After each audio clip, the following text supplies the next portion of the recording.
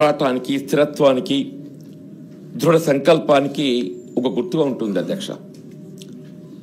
ఆనాడు తెలంగాణ రాష్ట్ర ఏర్పాటు ఉద్యమ సమయంలో ఏదైతుందో మరి విద్యార్థులు, నిరుద్యోగ యువత, ఉద్యోగస్తులు, ఉపాధ్యాయులు, యావత్ తెలంగాణ సమాజం అధ్యక్ష తెలంగాణ రాష్ట్రం ఏర్పాటు కాబడినట్టయితే మన సమస్యలకు అన్నింటికీ పరిష్కారం లభిస్తుంది. మన స్వయం పాలనలో ఏదైతుందో మన నిధులు, నీళ్లు, నియామకాలు అన్నీ మనమే చేసుకునేటువంటి అవకాశం లభిస్తుంది అనేటువంటి ఒక భావనతోని మరి ఉద్యమించడం, ఆ ఉద్యమాన్ని గుర్తింపుగా ఆనాటి యూపీఏ ప్రభుత్వం అధ్యక్ష, మీరు కూడా సభ్యులు ఉంటున్నప్పుడు చైర్పర్సన్ సోనియా గాంధీ గారు ఏదైతున్నదో వాస్తవంగా రాష్ట్ర విభజనతో ఒక విధంగా కాంగ్రెస్ పార్టీ సీమాంధ్రలో ఉనికి కోల్పోతుందని ఊహించి కూడా, ఎందుకంటే అక్కడ 25 పార్లమెంటు స్థానాలు, అక్కడ 17 పార్లమెంటు స్థానాలు తెలంగాణ ప్రాంతంలో అధ్యక్ష. సీమాంధ్రలో కాంగ్రెస్ పార్టీ ఉనికి కోల్పోతుందని ఊహించి కూడా లెట్ వాట్ మే కమ్, ఇవాళ ఈ ఆత్మత్యాగాలు, బలిదానాలకు ఒక ముగింపు పలకాలనే భావనతోని ఇలా రాష్ట్రాన్ని ఏర్పాటు చేయడం జరిగింది అధ్యక్ష. ఇలా రాష్ట్రం ఏర్పాటు కాబట్టి ఈ 11 సంవత్సరాల అధ్యక్ష, గతంలో 10 సంవత్సరాలు మరి ఆనాడు ఉద్యమ నాయకుడిగా తెలంగాణ రాష్ట్ర సమితి అధ్యక్షుడు కేసీఆర్ గారికి 2 పర్యాల అవకాశం కల్పించిన అధ్యక్ష. గత 10 సంవత్సరాలు ఒక్కసారి పాలన మన గమనంలోకి తీసుకుంటే అధ్యక్ష, వాస్తవంగా ఆ 10 సంవత్సరాలే గట్ట తెలంగాణ ప్రాంత ప్రజానీక ఉద్యమ ఆకాంక్షలు నెరవేర్చబడే విధంగా పాలన కొనసాగి ఉంటున్నట్టయితే అసలు వీళ్ళ రాష్ట్రంలో సమస్యలు అనేది ఉండేవి కాదు అధ్యక్ష. ఇప్పుడే మిత్రులు పెద్దలు మధుసూచార్య గారు మాట్లాడుతూ వారి భూపాలపల్లి టేలెంట్ ప్రాంతం వారు ఏదైతే సాగునీరు అందకుంటే ఏదైతే పంటలు తడారిపోయే పరిస్థితి ఏర్పడుతుందని పేర్కొన్నారు అధ్యక్ష.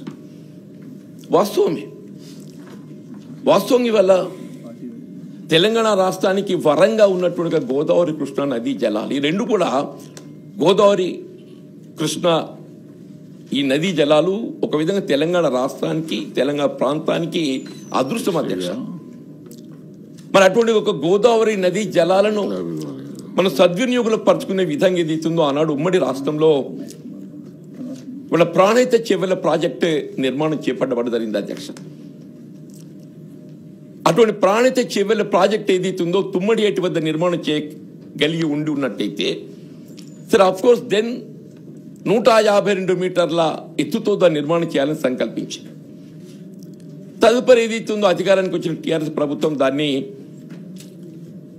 148 మీటర్లకు తుమ్మడి ఏటి వద్ద ఒక బ్యారేజ్, దిగువన 100 మీటర్ల వద్ద మేడిగడ్డ ఒక బ్యారేజ్ నిర్మాణం చేసి ఎత్తిపోతలు చేపట్టాలని సంకల్పించింది అధ్యక్ష. ఇవాళ ఏం జరిగింది అధ్యక్ష? సరే మీరు మేడిగడ్డి వద్ద ఏదైతే మీ ఆలోచనకు అనుగుణంగా రీడిజైనింగ్ అనే నెపంతో ఏదైతుందో మేడిగడ్డ, అన్నారం, సుందిల్లా ఎత్తిపోతల ద్వారా నీటిని తరలించే విధంగా కార్యక్రమం చేపట్టి వీళ్ళ శ్రీరామ్ సాగర్ ప్రాజెక్టుకు సప్లిమెంట్ చేయబడే విధంగా వీళ్ళ కార్యక్రమం చేపట్టింది అధ్యక్ష. ఇవాళ వాస్తవంగా ఈ కరువు ఏదైతే ఉన్నదో దీని బాధ్యులు ఎవరు అధ్యక్ష? మీరు ఆనాడు మేడిగడ్డ నిర్మాణం ఆనాడు ప్లీజ్ దయచేసి డోంట్ దే హ్యావ్ ఛాన్స్. మీరు ఆనాడు మేడిగడ్డ నిర్మాణం ఏదైతుందో సాంకేతిక పరిజ్ఞానాన్ని పరిగణలోకి తీసుకోకుండా, ఏ విధమైనటువంటి ఒక సాంకేతిక పరిగణలోకి తీసుకోకుండా ఏదైతుందో కేవలం పాలకులు ఏదైతుందో వాళ్ళే డ్రాయింగ్స్ గీసి నిర్మాణం చేపట్టబడంతో మేడిగడ్డ కొలాప్స్ కావటం ఇది ఇవ్వాలది కాదు అధ్యక్ష. ఆనాడు ఏదైతుందో దయచేసి టిఆర్ఎస్ బిఆర్ఎస్ ప్రభుత్వ హయాంలోనే ఈ మేడిగడ్డ కొలాప్స్ కావడం జరిగింది అధ్యక్ష. ఆనాడు నేషనల్ డ్యామ్ సేఫ్టీ అథారిటీ ఆనాడు ఏదైతుందో ఆ ప్రభుత్వ హయాంలోనే డ్యామ్ విజిట్ చేసి అందులో నీరు నిలిపినట్టయితే ఏదైతుందో మరి ప్రమాదం ఇంకా పొంచి ఉంటుంది, కాబట్టి మేడిగడ్డలో కానీ దాని పైన ఉన్నటువంటి ఒక అన్నారమ్మ కానీ సుందీలలో కానీ నీరు నిలపడానికి వీలు లేదు అని చెప్పని ప్రభుత్వానికి సూచన చేసింది అధ్యక్ష.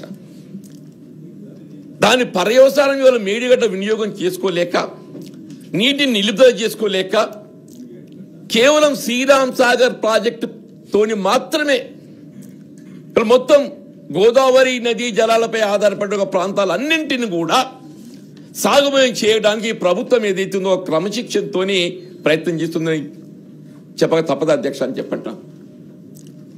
ఇలా మీ మల్లన్న సాగరే కానీ, కొండపోచమ్మ సాగరే కానీ, రంగనాయక సాగరే కానీ ఇవన్నీ కూడా మీరు ఏదైతుందో మేడిగడ్డపై దృష్టి పెట్టి ఇలా ఎస్ఆర్ఎస్పీకి సప్లిమెంట్ ఉంటుందని చెప్పి నిర్మాణం చేపట్టింది అధ్యక్ష.